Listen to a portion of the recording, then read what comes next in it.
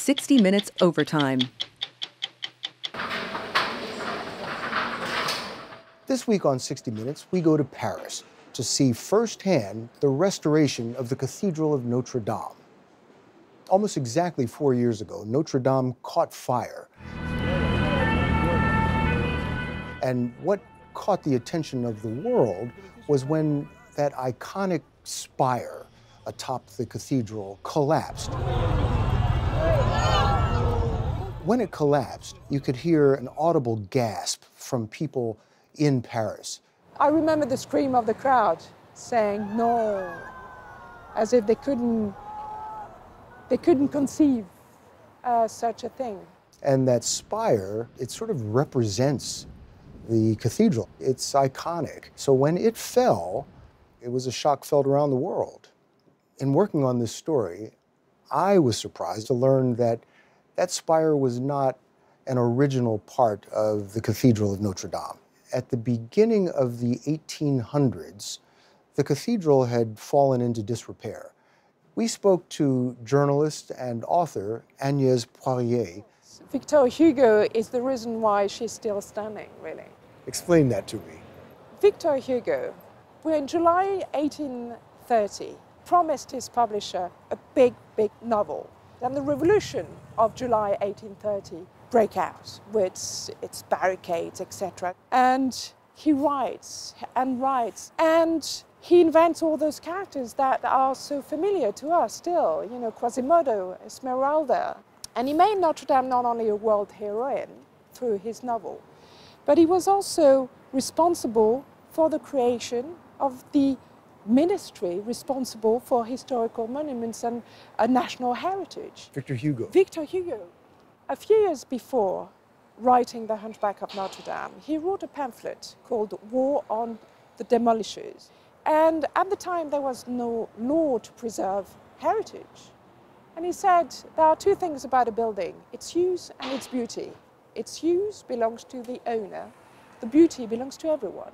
And to destroy its beauty is to exceed one's rights. After the book, there was this outpouring. People wanted to preserve the cathedral. People wanted to see the cathedral. People wanted to see the cathedral reborn.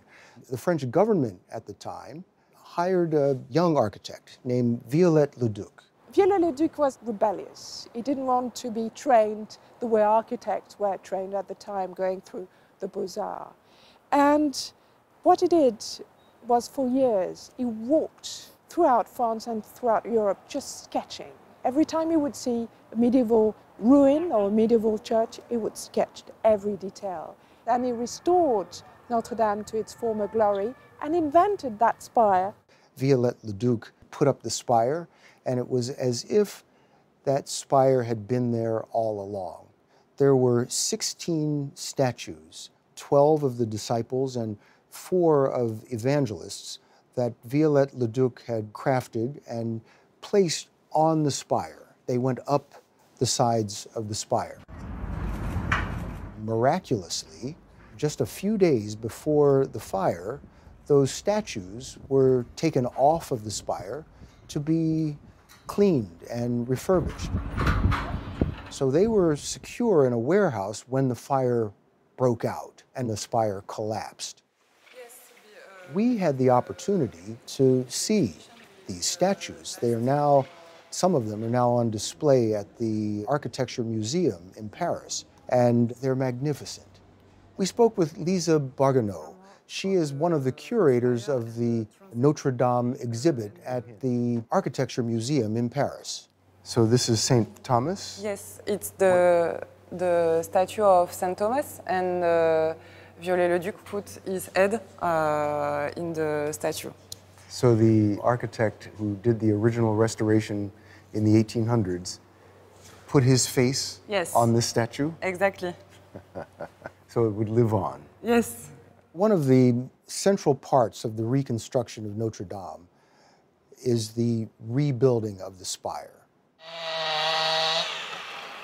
There have been 1,000 oak trees all around France cut down to rebuild this spire exactly as it had been built originally. It was built with wood. It had lead shingles up the sides. The base was put on stone.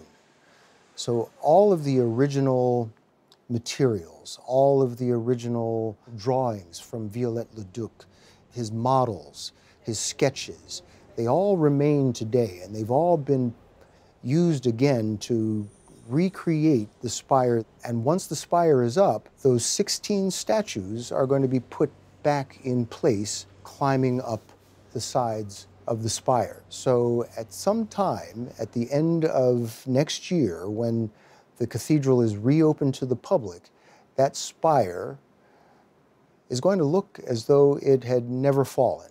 It's going to look as though it has always been there.